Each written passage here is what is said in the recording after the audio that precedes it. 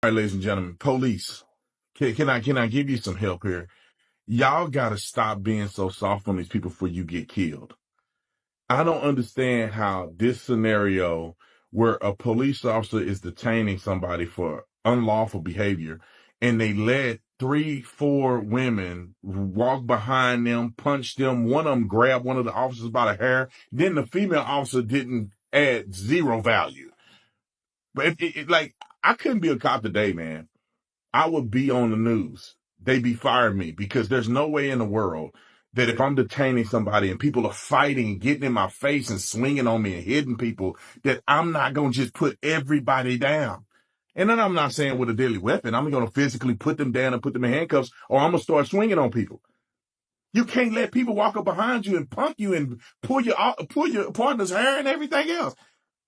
And then once they pull out her, she worried about her glasses. He fighting people. She letting people go. Look at this video. Ladies and gentlemen, probably the quickest video I ever make in my life. But yeah, police, y'all got to stop doing this. You're going to get people killed. You need to use a reasonable amount of force necessary to execute an arrest.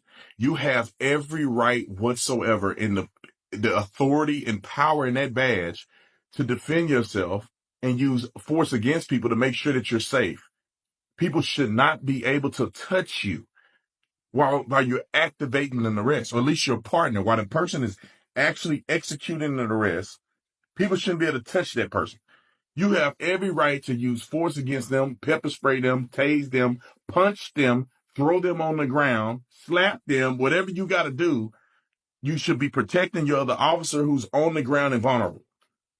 But in today's world, where if you're white, you're going to go to jail. If you touch a black person, they just let them do whatever. This is the craziest video I've ever seen, that thank God none of them had a weapon. If any one of these women had a weapon, both of those officers are dead. Because they can't keep track of people behind them, people on the ground, people fighting. Bro, you got to be very quick, very decisive and swift with what you do. The first time you tell a person you need to get back and give me some distance, and then it's on. We ain't got time to play with you. We ain't got time to talk. We ain't got time to do that. That's your mama should have did that. Your grandma and them should have been talking to you before you came over here. I told you once, and I'm going to be on your, like white on rice, like stank on you know what. It ain't no talking. We ain't doing no coaching. This ain't no session for us to learn about the community outreach. This ain't nothing. I told you, common sense tells you that you shouldn't be interfering with this arrest right here. Then you pulling people's hair. It's on. It's on. Stop resisting. It's all you gonna hear. And I'm totally fine with that.